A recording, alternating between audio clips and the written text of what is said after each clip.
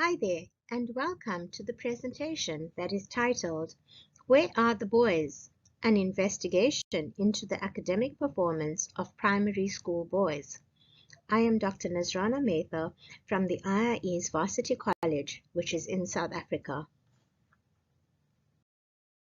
I will begin with an introduction to provide you with an overview of the boys' academic situation. Following this, I will explain aspects of this study, including its purpose, the research questions, method, data collection, and analysis. Next, I will review some key research to highlight the gender gap and outline some reasons and solutions that have been suggested for this gender gap.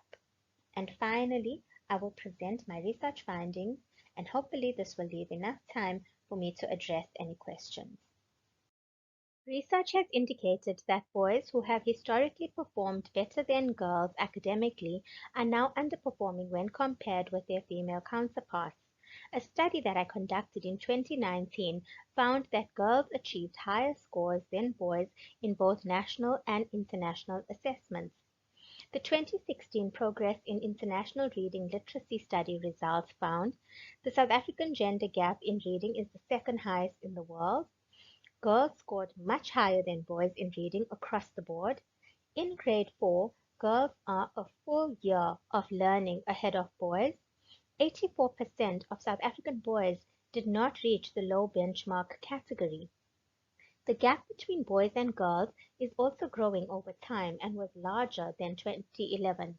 Reasons for this performance or strategies to overcome the boy crisis were neither investigated nor provided in this Pearl's report. More current research internationally into the situation has indicated the same. Girls are outperforming boys in all subjects. Sainz and others state that in countries like Spain, boys are more likely to fail in school than girls. During the last decade, boys show a higher disposition to drop out of school earlier than girls. The problem of underperforming boys is gaining attention. It is thus worthwhile to conduct further research in this area to understand why this is happening, which could then lead to the implementation of suitable interventions to support the boys.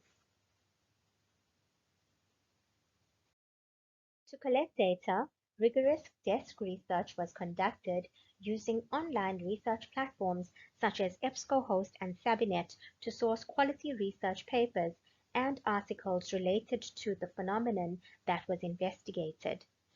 Research that was considered as relevant were evaluated against the 6 criteria for evaluating quality online sources, which are shown on this slide. Once it was determined that a source met all or most of the descriptors, sorting and categorization took place. A spreadsheet with headings was created, and citations of the research relevant to prepubescent boys' academic performance were pasted under the headings, which can be seen on this slide. Following this, a new tab was created on the spreadsheet to sort the research within each category according to year of publication. In this way, a timeline of the boys' underperformance could be created and reasons and solutions could be contextualized.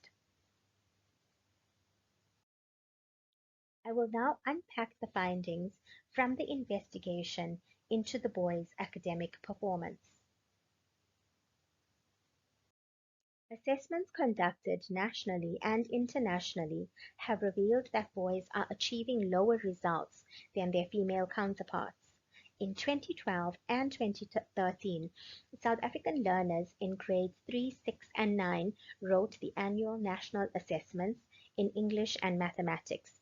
The results reflected that in both 2012 and 2013, in both subjects, in all 9 provinces in South Africa, the girls achieved higher average percentages than the boys.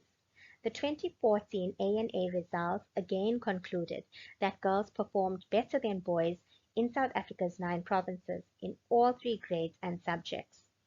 Although the report highlights the differences in achievement between boys and girls, it does not suggest reasons for, nor does it provide strategies to help improve these boys' lower performance. In the 2012 Pearls report, compiled by Howie and others, on the achievement of learners in literacy, it was found that boys from all the participating countries achieved lower results than girls in this international test as well. The 2016 Pearls report also evidences a gender gap. Attention to the plight of boys in South Africa is finally gaining momentum because although the boys have been performing poorly for several years, it has only been commented on following the 2016 Pearls assessment. Howie and others did provide a recommendation to address the gender gap, but they do not detail the type of target interventions required for boys. They also do not provide reasons for the gender gap. Gender studies conducted internationally are also concerned by the gender gap. According to Zhao, the boy crisis is not unique in China. It has become an international phenomenon. These countries include the United States, Spain, Australia, Seychelles, France, South Africa, Germany, and Pakistan, to name a few. And all these studies have concluded that girls achieve better results than boys. Eurasia concluded that reasons for this underperformance needs to be investigated to find ways to improve the academic performance of boys. In this part of the presentation, I will investigate reasons and solutions for the boy education crisis. Kiso and Turnbull explain that due to lack of male interest in language learning, girls continue to attain better results in the language classroom.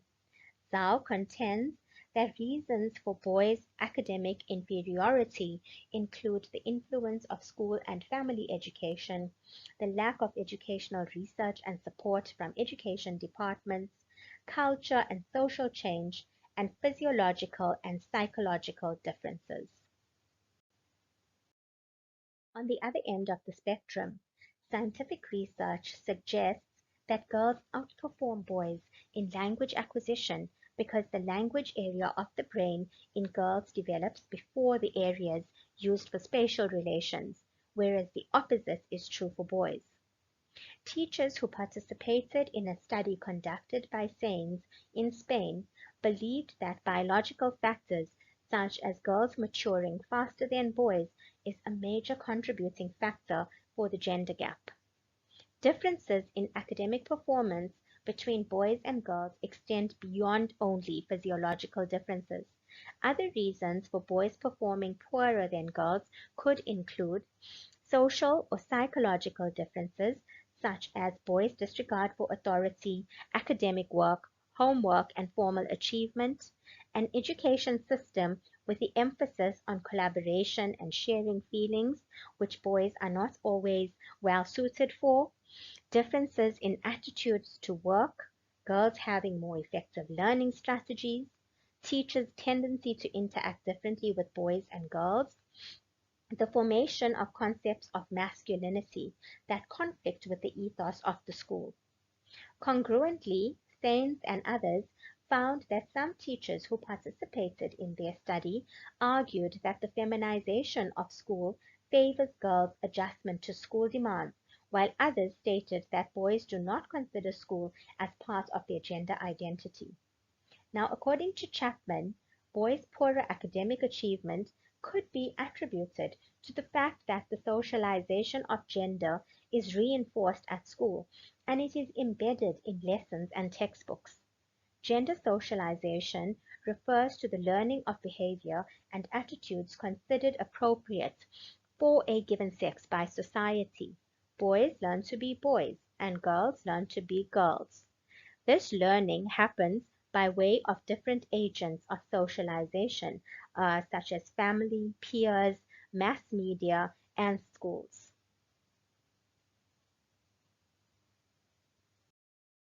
A study conducted in Minnesota found that students who achieved better in language also achieved better results in other subjects. The link between all learning is language. To succeed in any learning, learners must have the ability to communicate effectively in the language of learning and teaching. Francis and Skelton state that there is a significant gap which favors girls in language and learning internationally. Epstein and others also contend that girls' most marked area of success at school has been in languages. It thus stands to reason that if girls are outperforming boys in language, then they could possibly be outperforming them in all other areas of learning. The role that socialization may play in boys achieving lower results and the way language educators connect with boys in their classrooms are important because their influence in the classroom is greater than any other variable. Boys are relational learners, so they need to connect with their teacher and show a higher level of productivity when the teacher creates a positive, structured, demanding, and no-nonsense approach. In research conducted by Rowe, boys said that good teachers are firm, friendly, fun, fair, and focused. Also, Pavi found that a language educator who engages with boys is one who cares.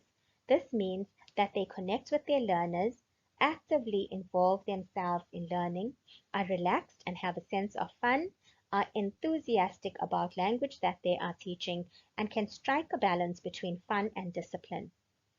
Zhao states that female teachers make up the larger portion of teachers in school, which may not be favorable to boys who need male role models.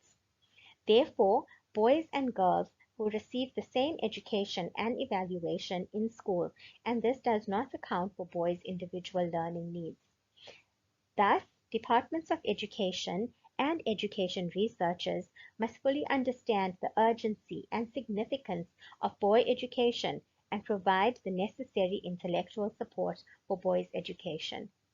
The 7 strategies provided on this slide have been developed following the study conducted by Zhao to give boys and girls the same opportunities to compete in schools.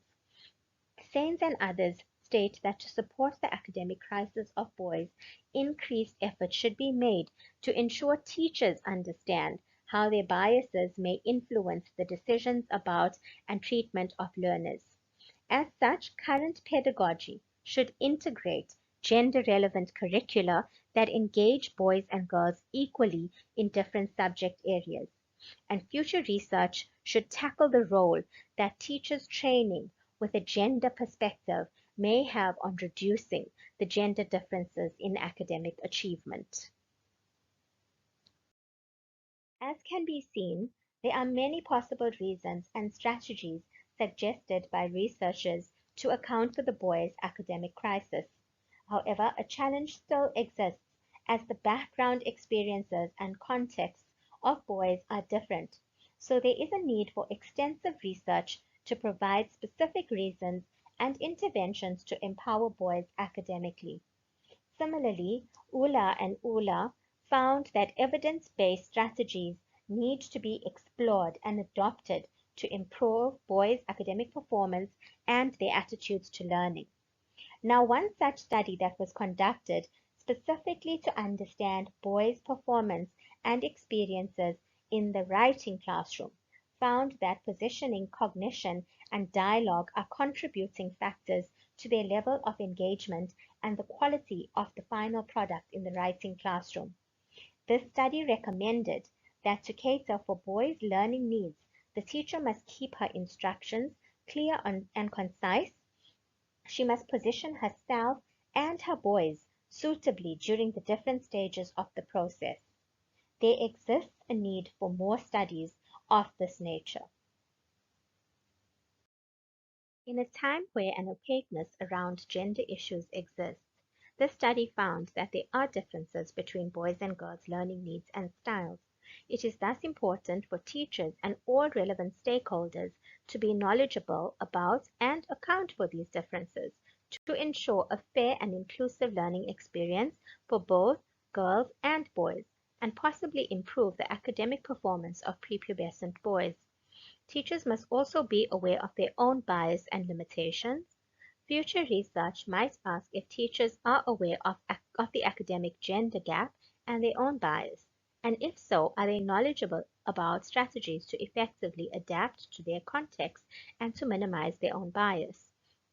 It was also found that whilst there are suggestions and strategies for supporting boys academically, these are mostly generic.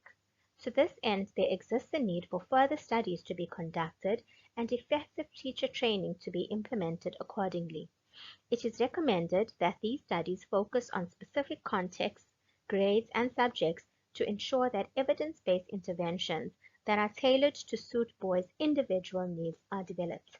It would also be interesting to discover the impact that the COVID-19 crisis and the increase in the use of technology for learning had on boys' academic achievement. It can be concluded that an international boy crisis does exist, as boys are underperforming academically when compared with their female counterparts.